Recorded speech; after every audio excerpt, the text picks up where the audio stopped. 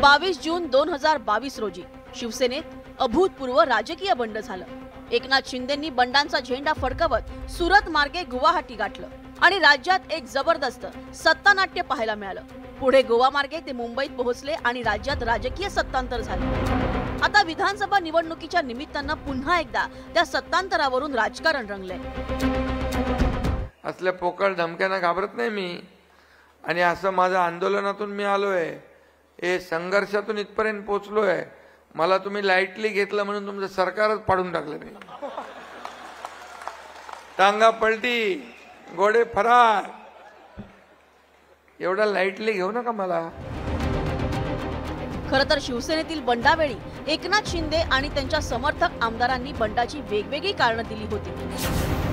उद्धव ठाकरेंनी काँग्रेसशी केलेली आघाडी आणि अजित पवारांकडून निधी वाटपात भेदभाव ही प्रमुख कारणं सांगितली गेली होती।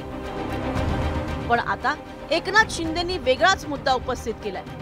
हलक्यात घेतल्यामुळे सरकार पडल्याचं शिंदेंनी सांगितलंय। त्यामुळे महाविकास आघाडीच्या नेत्यांना टीकेची संधी मिळाली आहे।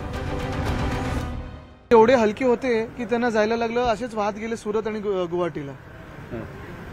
पण आता तुमच्यावर पण एक तर ते एक महत्वाचं आहे, त्यांनी मान्य तरी केलं की गद्दारांनी सरकार पाडलं। पण काल हे टेलिप्रॉम्प्टर म्हणजे जे ह्युमन टेलिप्रॉम्प्टर त्यांच्या बाजूला उभे होते, त्यांनी मागून म्हटलं आणि हे म्हटलेत की स्वतः म्हटलेत।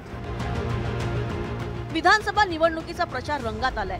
सत्ताधारी आणि विरोधकांमध्ये शाब्दिक युद्ध रंगलंय। राज्यात मवियाची सत्ता असल्यास एकनाथ शिंदे आणि देवेंद्र फडणवीसांना तुरुंगात टाकण्याचा इशारा काँग्रेस प्रदेशाध्यक्ष नाना पटोलेंनी दिला होता। त्यानंतर या वादाची ठिणगी पडली आणि शिंदेंनी ठाकरेचं सरकार का पडलं याचा उलगडा केला। आगामी काळात यावरून राजकीय वाद रंगण्याची शक्यता नाकारता येत नाही। Bureau report, news 18 Lokmat.